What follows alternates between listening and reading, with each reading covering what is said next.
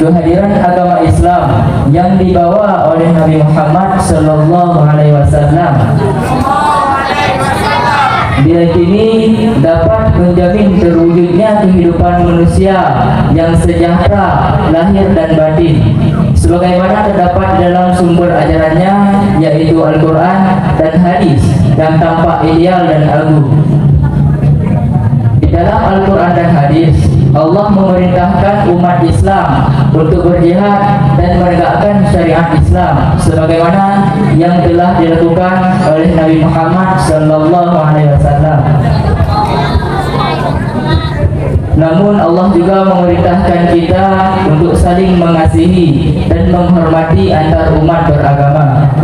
Jihad dilaksanakan untuk menjalankan misi utama manusia, yaitu menegakkan agama Allah atau menjaga agama agar tetap tegak dengan cara-cara yang sesuai dengan garis perjuangan para Rasul dan Al-Quran.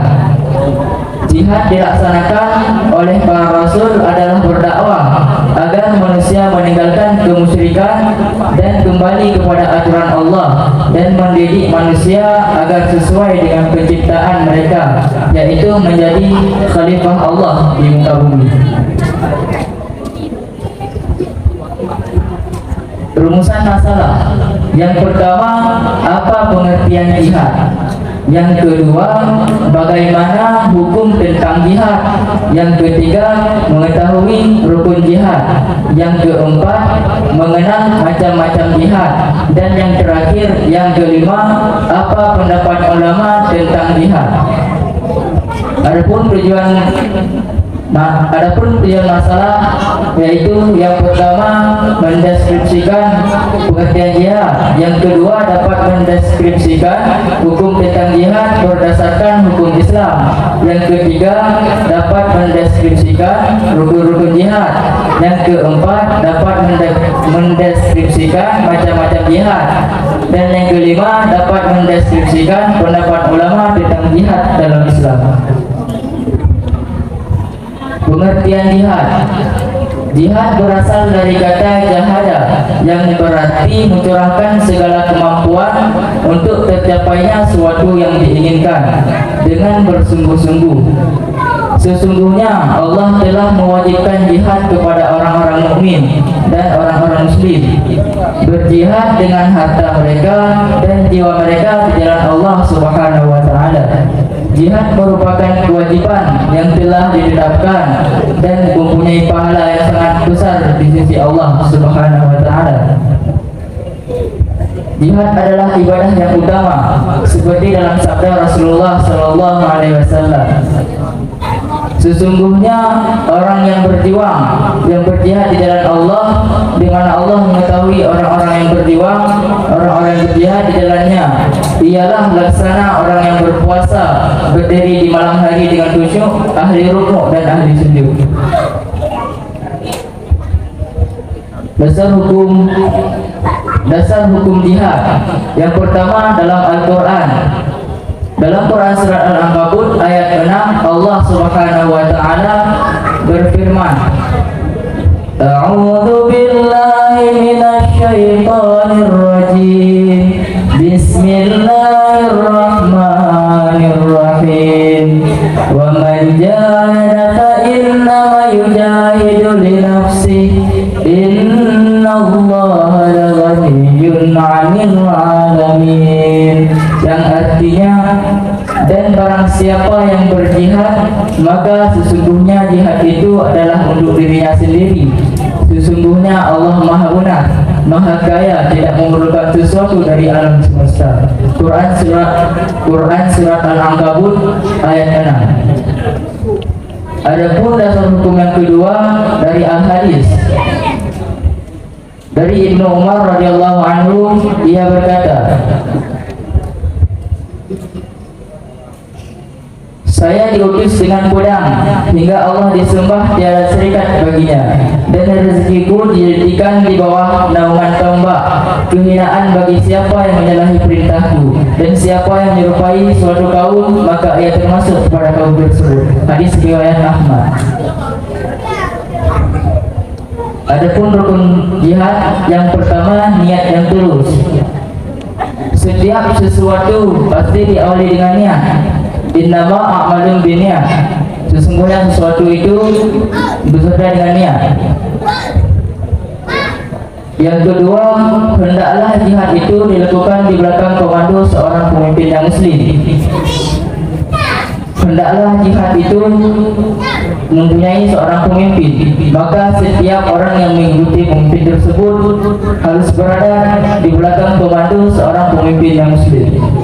Yang ketiga, menyiapkan perlengkapan dan hal-hal yang dibutuhkan dalam jihad.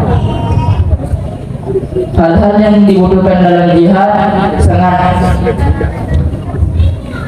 menyiapkan perlengkapan sangat perlu, karena jika tidak ada perlengkapan alat maka kita tidak bisa berjihad, dan tidak mungkin kita bisa berjihad dengan tanpa alat. Yang keempat, mendapat ridha dan restu dari kedua orang tua bagi seorang yang masih memiliki keduanya atau salah satunya. Yang keempat, seorang yang ingin berjihad dia harus mempunyai restu dari orang tua. Jika tiada restu maka tidak boleh berjihad, karena ridha Allah biridha walidaini. Ridha Allah beserta ridha kedua orang tua. Jika tidak punya ridha orang tua maka untuk apa kita berjihad? Yang kelima, taat terhadap pemimpin. Yang kelima, seseorang yang ingin berjihad maka ia harus turut terhadap perintah seorang pemimpin. Jika seseorang tidak patuh terhadap pemimpin dan ia mati di dalam peperangan tersebut, maka orang tersebut mati dalam keadaan jahiliyah. Adapun macam-macam jihad, yang pertama jihad melawan musuh yang nyata atau orang-orang yang fasik atau orang kafir, yakni dengan tangan mereka maupun harta mereka, lisan dan hati mereka. Yang kedua, jihad melawan syaitan, yaitu dengan menolak segala bentuk syubhat dan syahwat yang selalu dihiasi dengan syaitan. Yang ketiga, jihad melawan hawa nafsu, yaitu dengan belajar agama Islam, belajar dengan benar akan agama Islam lalu mengamalkannya. Adapun rumusan yang terakhir yaitu pendapat para ulama. Pendapat yang pertama dari Syekhul Islam Ibnu Taimiyah mendefinisikan jihad dengan pernyataan. Jihad artinya mengerahkan seluruh kemampuan, yaitu kemampuan mendapatkan yang dicintai Allah dan menolak yang dibenci Allah. Pendapat yang kedua, Imam Hanafi. Secara literal, jihad adalah ungkapan tentang pengerahan seluruh kemampuan. Sedangkan menurut pengertian syariat, jihad bermakna pengerahan seluruh kemampuan dan tenaga dalam berperang di jalan Allah, baik dengan jiwa, harta, lisan ataupun yang lain. Pendapat yang ketiga dari Imam Maliki. Jihad menurut mazhab Maliki seperti yang termaktub di dalam kitab Munah Al-Jaili adalah perangnya seorang muslim melawan orang kafir yang tidak mempunyai perjanjian dalam rangka menjunjung tinggi kalimat Allah Subhanahu wa taala. Pendapat yang ketiga, Imam Syafi'i. Mazhab Syafi'i sebagaimana yang dinyatakan dalam kitab Al-Iqna yang dikutip dalam kitab Hasyisyah Al-Bujairimi ala Syekh Al-Khatib, mendefinisikan jihad dengan berperang di jalan Allah. Dan yang kelima, pendapat Imam Hambali seperti yang dituturkan di dalam kitab Al-Mughni karya Ibnu Qudamah, menyatakan bahwa jihad yang dibahas dalam kitab Al-Jihad tidak memiliki makna lain selain berhubungan dengan peperangan atau berperang melawan kaum kafir, baik fardu kifayah maupun fardu ain, ataupun dalam bentuk sikap berjaga-jaga kaum mukmin terhadap musuh, menjaga perbatasan dan celah-celah wilayah Islam. Pendapat yang keenam dari Imam Zarbani di dalam kitab Syarah Al-Zarbani menyatakan makna asal dari kata jihad adalah badlu al-jidli fi qatla al-kufar, yaitu mencurahkan segala tenaga untuk memerangi kaum kufar atau kafir. Yang ketujuh, pendapat Abu Hasan Al-Maliki dalam buku Kifayat Al-Talib menunjukkan pengertian bahasa jihad diambil dari kata al-jihad yang bermakna al-ta'ab wa al-mashqah, kesukaran dan kesulitan. Pendapat yang kedelapan, pendapat dari Al-Bahuti dalam kitab Ar-Rawdal Al-Mar'a. Dalam kitab Ar-Rawdal Al-Mar'a menyatakan secara literal, jihad merupakan bentuk masdar dari kata jahada yang artinya bersungguh-sungguh di dalam memerangi musuhnya. Secara syar'i, jihad berarti qital al-kufar, yaitu memerangi kaum kafir. Yang kesembilan, pendapat dari Syahid Qutbi. Menurut Syahid Qutbi, perang dalam Islam bukanlah defensif melainkan ofensif. Sasaran penyerangan bukan memaksa lawan untuk meninggalkan prinsipnya, melainkan membasmi pemerintahan yang menyuburkannya. Adapun pendapat yang terakhir dari Muhammad Rashid Ridha.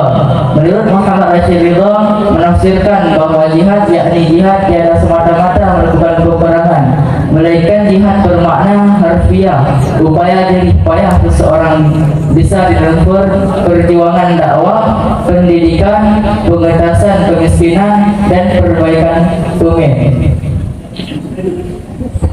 Adapun kesimpulan makalah saya, yang pertama, jihad adalah berjuang dengan sungguh-sungguh menurut syariat Islam. Jihad dilaksanakan untuk menjalankan misi utama manusia, yaitu menegakkan agama Allah atau menjaga agama tetap tegak dengan cara-cara yang sesuai dengan garis perjuangan para rasul dan Al-Quran. Sedangkan yang kedua, terorisme adalah serangan terkoordinasi yang bertujuan membangkitkan perasaan teror terhadap sekelompok masyarakat. Terorisme tidak bisa dikategorikan sebagai jihad. Jihad dalam bentuk perang harus jelas pihak-pihak mana saja yang terlibat dalam peperangan. Alasan perang tersebut terutama dipicu kezaliman kaum kafir yang melanggar hak hidup kaum muslim. Yang ketiga, Islam selalu mengajak orang kepada perdamaian dan kerukunan. Islam tidak pernah mengizinkan seseorang untuk memerangi siapapun yang tidak bersalah. Namun dalam kondisi di mana umat Islam diperangi, maka Islam pun mengenal peperangan melawan kebatilan dengan melakukan kontak senjata. Dengan syarat harus ada dakwah kepada mereka terlebih dahulu, baik dengan lisan maupun tulisan. Yang keempat, mujahadah al-adu az-zahir atau jihad menghadapi musuh yang nyata.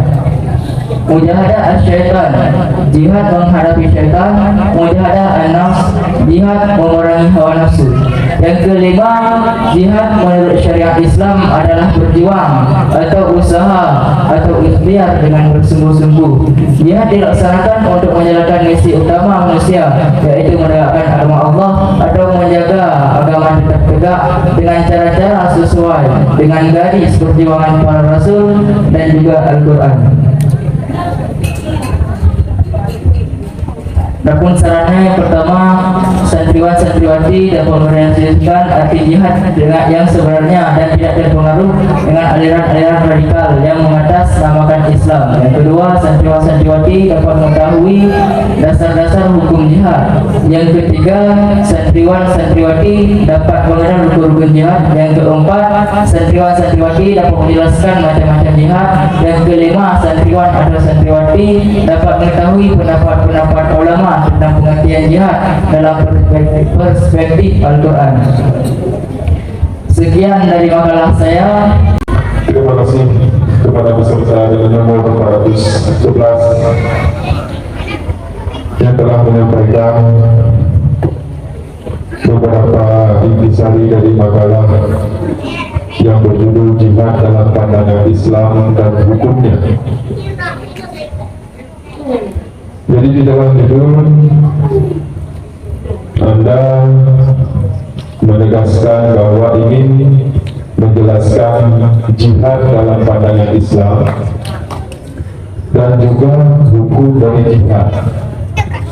Sedangkan dalam isi makalah tidak ada satu kata pun ataupun tidak ada satu kalimat pun yang menyinggung tentang hukum jihad.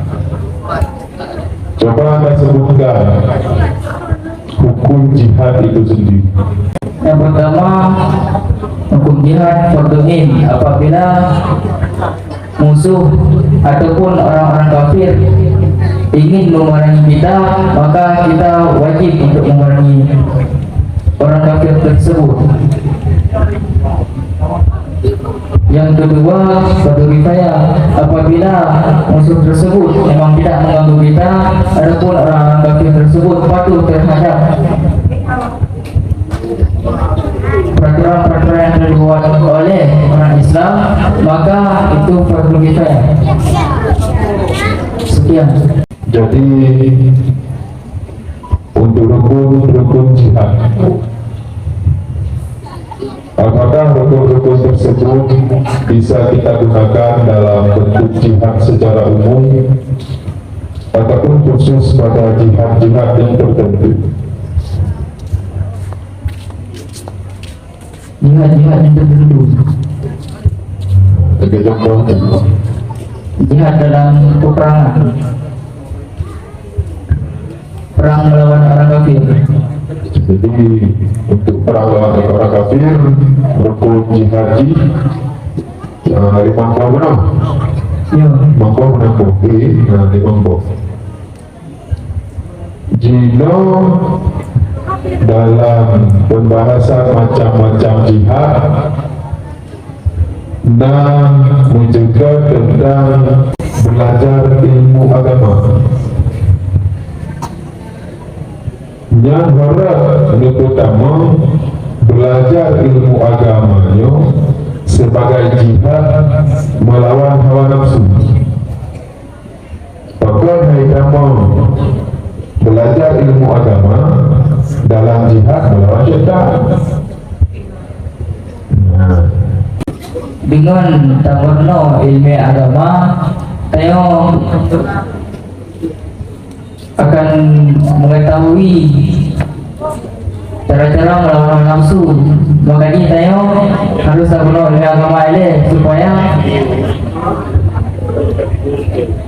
supaya tayo dapat mengetahui hukuman cara-cara untuk melawan hawa nafsu.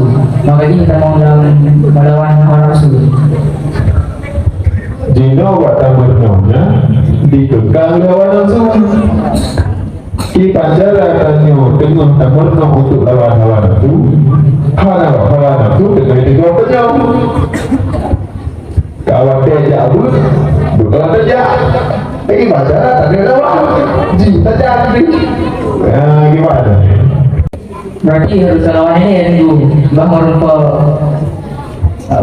cara mahal cara itu. Kaki lawannya guna jihad. Lawannya sungguh-sungguhnya yang dia berhubungan dengan jihad. Hukum.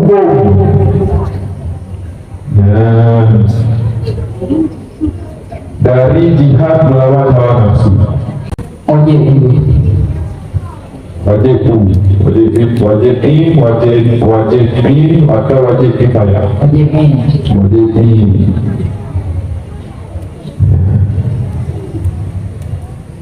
Wajib. Sekian dari saya, lebih dan kurang saya mohon maaf.